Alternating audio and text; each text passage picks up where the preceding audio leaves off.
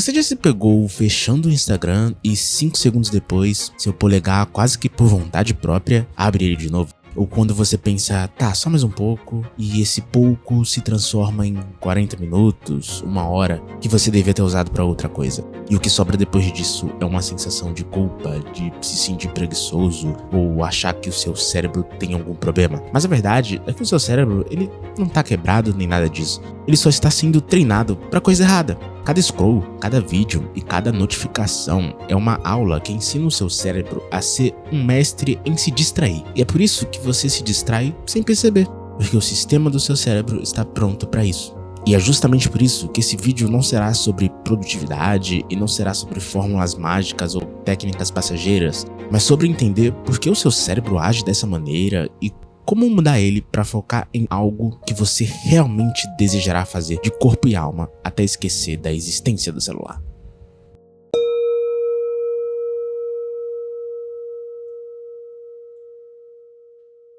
O nosso cérebro não evoluiu para o mundo moderno em que vivemos. Ele foi feito para sobreviver num ambiente primitivo de 300 mil anos atrás, onde qualquer informação, qualquer barulho ou sinal poderia significar comida ou a aproximação de uma fera. Foi nesse contexto que o nosso cérebro desenvolveu um sistema que hoje chamamos de rede de saliência. Pense nele como um radar interno. Ele está constantemente escaneando o ambiente em busca de algo importante, algo novo, algo que possa representar oportunidade ou ameaça. Hoje em dia, nós ainda temos esse radar, mas o ambiente agora é outro.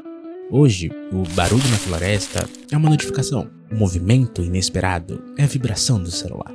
O nosso cérebro atribui tanta importância nessas coisas porque no passado elas eram de fato importantes.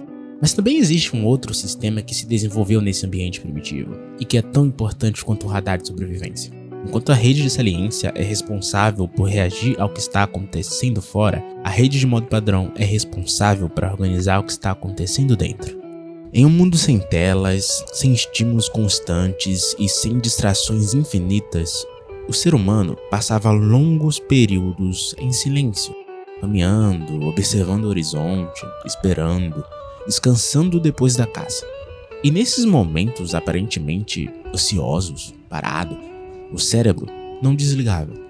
Ele refletia, relembrava o que tinha acontecido na última caçada, simulava possíveis perigos, pensava nas relações com o grupo, sabe? Ele refletia sobre si mesmo.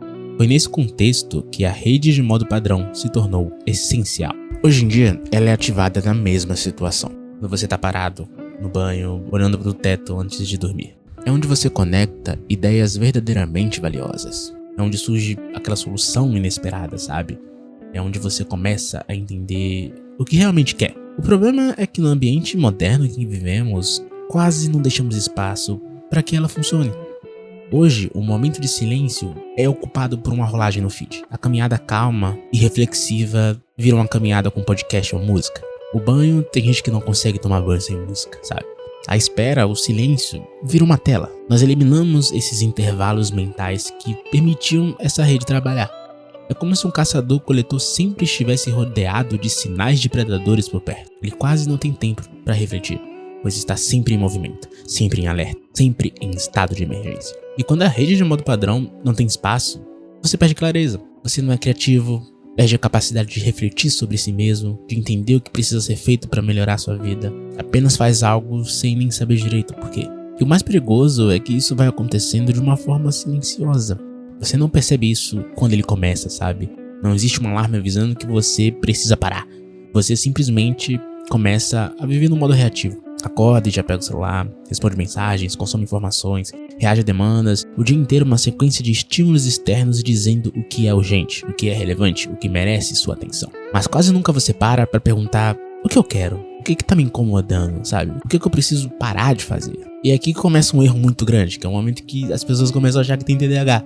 Só que o problema, presta atenção nisso aqui, o problema é que se você treina o seu cérebro todos os dias para alternar estímulos a cada 10 segundos, ele vai ficar excelente em alternar estímulos a cada 10 segundos. Isso meio que não é um defeito do seu cérebro, é ele se adaptando à rede de saliência. O cérebro, ele é plástico, ele se molda ao ambiente. Se o ambiente exige alerta constante, troca contínua de estímulos, ele se ajusta a isso. Então no fim, o problema não é que você não consegue se concentrar, O problema é que você está perfeitamente treinado para se distrair. Quando você senta para estudar e não consegue, para ler um livro e acha chato, para focar em algum estudo ou um trabalho profundamente e surge aquele desconforto de nossa, eu não queria fazer isso agora, o seu cérebro não tá preparado para esse ritmo. Ele tá desacostumado a entrar na rede de saliência, sabe? Em momentos de calmaria, em momentos de reflexão, de ritmo lento, ele tá reativo. É como usar um músculo que há muito tempo não se mexe, sabe? Mas o que a gente pode tirar disso aqui é que se o seu cérebro foi feito para se distrair, ele pode ser treinado para focar novamente.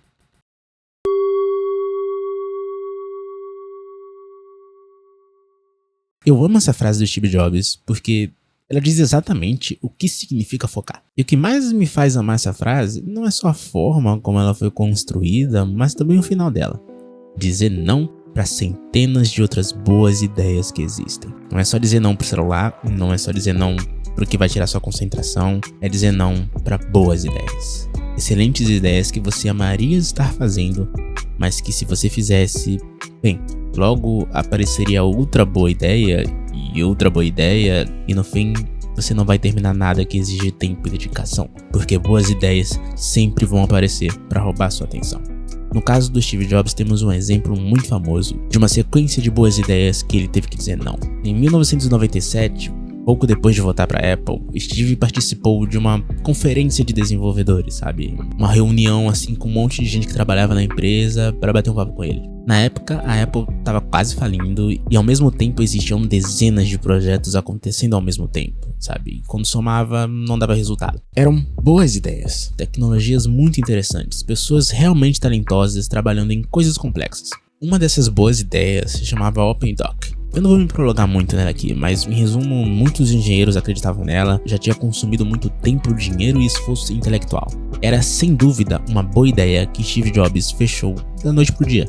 Então durante esse evento, um desses desenvolvedores basicamente questionou se ele realmente entendia do que estava falando, do que era OpenDoc, e perguntou por que projetos como ela estavam sendo abandonados sem mais nem menos. A resposta de Steve basicamente explicou que a Apple precisava de foco. As criações que tinham na Apple separadas eram incríveis, mas quando juntava, não somavam, sabe? E as criações da Apple não era sobre ter a melhor tecnologia isolada, era sobre construir produtos incríveis que fizessem sentido como um todo, quando reunidos em um aparelho só. E para isso seria necessário abandonar várias boas ideias. Inclusive ideias que já tinham consumido milhões, ideias nas quais pessoas brilhantes acreditavam, ideias que poderiam funcionar, que poderiam e funcionariam no futuro, mas que não se encaixavam na direção principal da época. Na nossa vida, a filosofia é exatamente a mesma. Focar é como diz um grande investidor americano chamado Warren Buffett. Ele diz, liste 25 coisas que você gostaria de fazer ou conquistar na vida. Depois escolha as 5 mais importantes. E as outras 20 coisas você vai colocar na lista de evitar a todo custo. Porque essas 20 coisas são excelentes distrações para as 5 primeiras. Focar não é apenas escolher algo bom. Focar é escolher uma coisa e aceitar perder todas as outras. Quando você decide focar nos estudos, por exemplo, o desafio real não é apenas ignorar o celular. É aceitar que naquele momento você não vai iniciar aquele projeto novo que parece importante. Não vai testar aquela ideia paralela, não vai seguir cada curiosidade que surge no caminho. Sabe, o celular entra nessa equação porque ele se tornou o maior distribuidor de boas ideias. A cada deslizar de dedo, aparece algo interessante.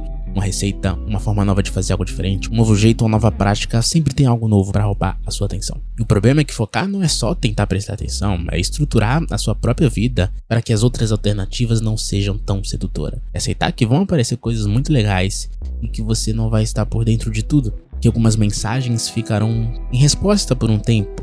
É dizer não várias vezes, porque no fim você precisa decidir a direção principal da sua vida. E tudo que não se encaixa nessa direção, mesmo que seja uma boa ideia, precisa ficar fora por um momento. Então é assim que nós descobrimos a importância de dizer não. No entanto, existem coisas na vida que mesmo você sabendo que precisam ficar de fora, você não consegue deixá-las. São como o canto da sereia na Odisseia de Homero.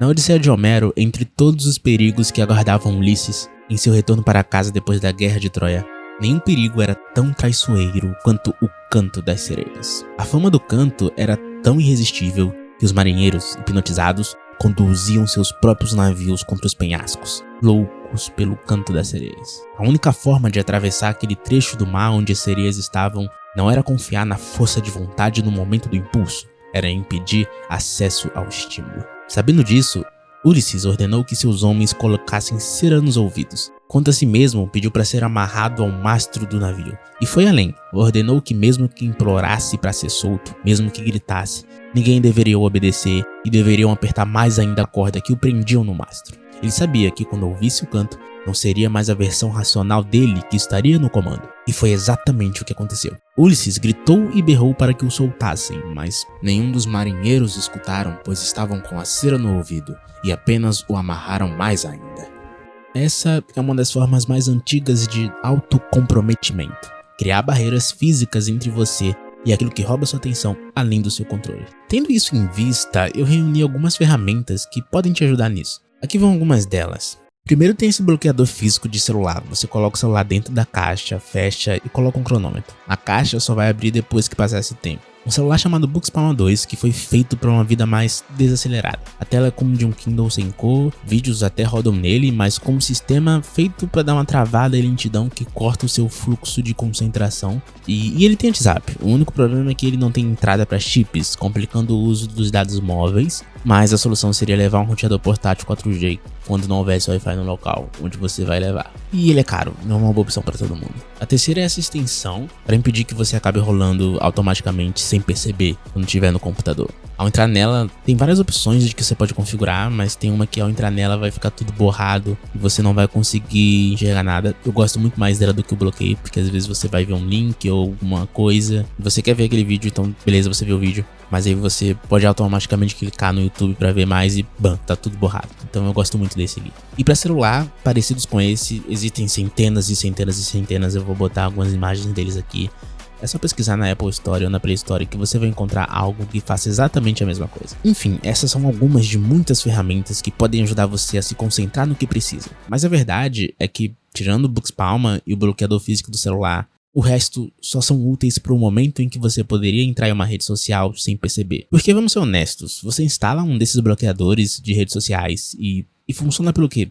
3 dias, depois vem um dia estressante pra caramba, você acaba desativando a barreira e em 10 segundos você tá no celular de novo. Você simplesmente não tem uma corda resistente pra te prender ao mastro, como Ulisses foi preso. O canto da sereia não é vencido com força de vontade, é vencido com uma boa corda e uma cera que vai demorar um bom tempo pra tirar do ouvido depois. Se o seu vício em redes sociais, jogos ou pornografia é tão forte que você não consegue parar, você precisará de barreiras que são mais fortes do que o seu impulso. Sozinho, isso se resume a tecnologias avançadas, como a do bloqueio do tempo. E ainda assim, eu não confiaria muito nelas. Eu acho que a melhor opção é quando você tem alguém com quem contar. Porque se você não tem como ter o controle, você pode entregar o controle pro tempo. Mas o tempo em algum momento pode te sabotar. É diferente quando você tem alguém com quem contar, sabe? Você explica a situação pra essa pessoa e faça com que ela tenha acesso ao que rouba a sua atenção. Por exemplo, eu mesmo tenho um forte vício em videogame. Acho que desde os meus 8 anos que eu jogo, sabe? E, tipo, quando eu era jovem, eu faltava na escola pra ir na lan house jogar. Era uma lan house rara, sabe? Não era dessas que tinha computador. Ela tinha só PS3. Que na época era, nossa, incrível. Era papo de eu chegar lá de manhã, faltando aula mesmo, e ficar o dia inteiro lá, até minha mãe chegar no fim da tarde e me pegar assim pronta pra me enfiar a porrada. Durante esse período que eu tava nessa lan house foi bem difícil, sabe? Ou eu ia pra escola e já voltava pra lá e ficava o dia todo, ou eu faltava. Em dias que não tinha aula eu tava lá, nas férias eu tava lá. Era o meu vício principal. Eu era louco pra estar naquela lan house. Só que teve uma ação que nunca mais me fez voltar na lan house. Foi ela falir. Quando isso aconteceu, não tinha mais PS3 em nenhuma outra lan house e eu simplesmente não pude mais ir.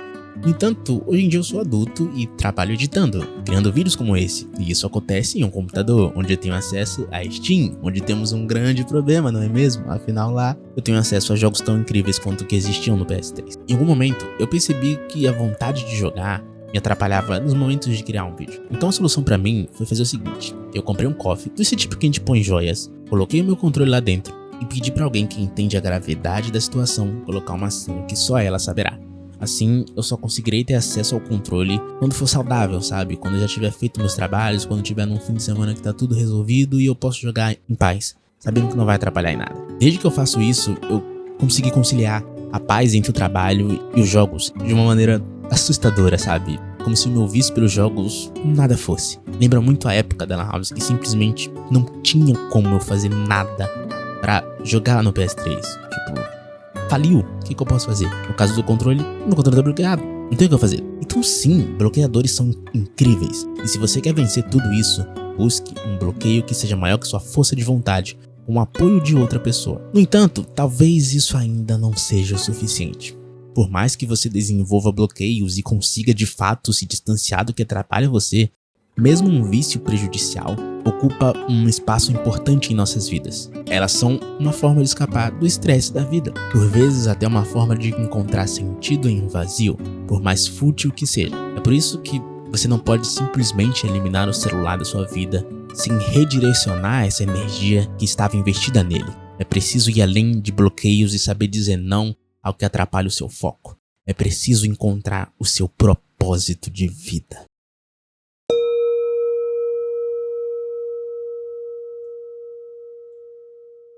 O propósito de vida é a única coisa capaz de competir de igual para igual com o Canto das Sereias, porque ele canta uma canção mais profunda, mais pessoal e infinitamente mais recompensadora. No livro Maestria, o autor Robert Greene argumenta que essa força não é algo que você inventa, é algo que você descobre. Ele chama de inclinação natural, uma força primal que já existe dentro de você. Geralmente ela surge na infância, antes de ser contaminada pela sociedade. Pensa um pouco nisso, sabe? Antes de você se preocupar com qual carreira vai te dar mais dinheiro, antes de se preocupar com o que os seus parentes acham do que você tá fazendo, antes de querer parecer inteligente e bem-sucedido, o que te fascinava quando era criança, sabe? O que te fascinava de verdade? Que tipo de coisa você fazia e o tempo simplesmente, te desaparecia? Em que tipo de assunto você mergulhava tão fundo e esquecia de comer? Sabe, essa inclinação natural é como uma brasa que todos nós temos, mas com o tempo, a sociedade, a escola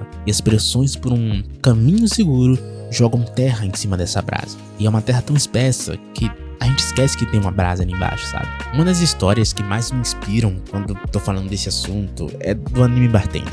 Nele, nós conhecemos Ryu Sasakura, um personagem que leva a vida como um bartender. Aos olhos da sociedade, trabalhar nessa profissão costuma ser algo de passagem, sabe? Um trabalho noturno, por vezes até um beco sem saída. Mas pro Ryu Sasakura, é uma vocação sagrada. É o seu propósito de vida. Ele não tá ali porque quer um dinheiro extra ou porque tá se preparando para outra profissão. Ele está ali porque ama o ato de preparar bebidas, de ser um momento de conforto das pessoas depois de passar por algo difícil, por um momento chato da vida ou o que seja.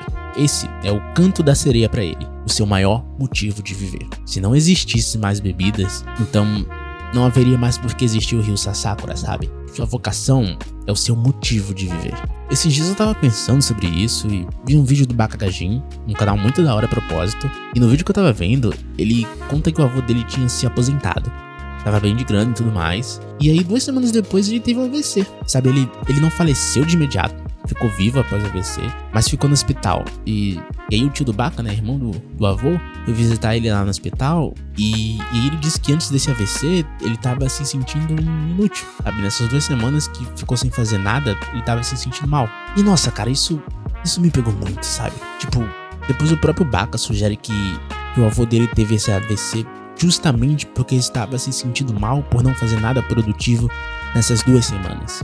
E provavelmente foi isso que aconteceu, sabe? Não tem como você se sentir mal e ter um AVC. Mas, pra alguém que já é idoso, com pressão arterial alta, né? O estresse pode ser um impulso final, sabe? E certamente foi. E paralelo a essa experiência, eu também comecei a fazer uma autoanálise do meu humor. Esse papel que você tá vendo aí na tela agora. Basicamente é um papel que você tem as cores ali no canto e você pinta os quadrados de acordo com seu humor no dia. Enfim, é algo bem legal, porque te obriga a refletir todos os dias como foi o seu dia, sabe? E de uma maneira leve e rápida. E usando isso, eu me avaliei por 1 semana que eu não fiz nada, assim. Eu fiquei meio que de folga e pude fazer o que fizesse na maior parte do tempo. E, bom, o que eu fiz foi jogar bastante, sabe? Como eu falei, eu gosto muito de jogar. Eu fiz algumas séries, mas o que eu fiz de principal foi jogar.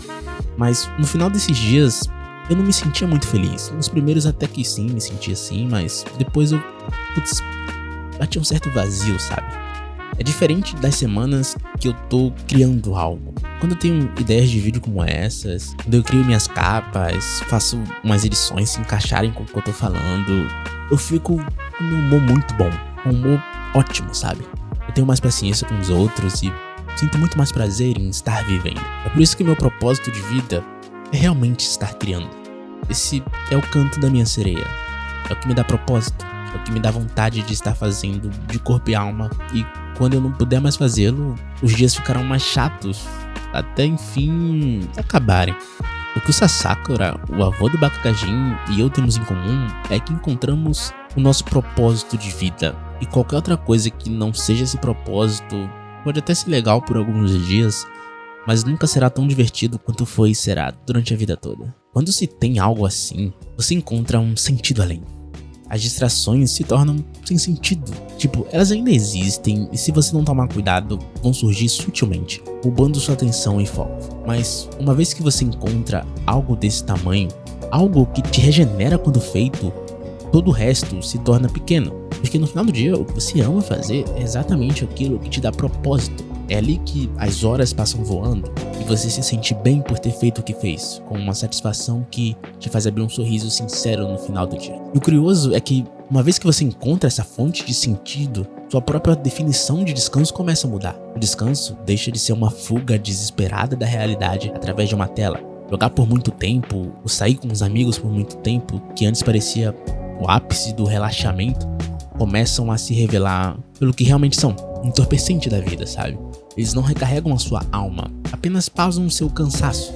Você fica um tempo ali sem pensar naquilo, que por muitas vezes é bom e interessante, mas você não tá se curando de fato, entende? O verdadeiro descanso acontece dentro da sua obsessão. É o alívio que vem depois de resolver um problema difícil pra caramba no seu projeto. É uma forma de recarregar ativa, que te preenche em vez de te esvaziar. Isso muda muito a sua relação com o tempo, sabe? O tempo para de ser um inimigo, um vazio que precisa ser morto com entretenimento para encarar o tédio da vida. Ele se transforma no seu bem mais precioso, a matéria-prima da sua vocação, sabe? Cada hora que você tem, você não quer ficar rolando um feed, você quer aquele tempo para fazer o que a sua vocação chama para você fazer. E não por uma lógica de produção tóxica, mas por um desejo genuíno de voltar para o lugar que te dá poder, sabe?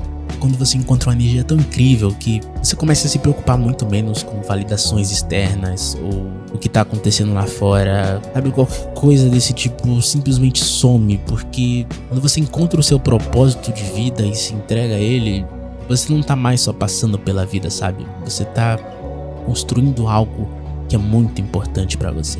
Quando você consegue se conectar com isso, o que é o celular perto?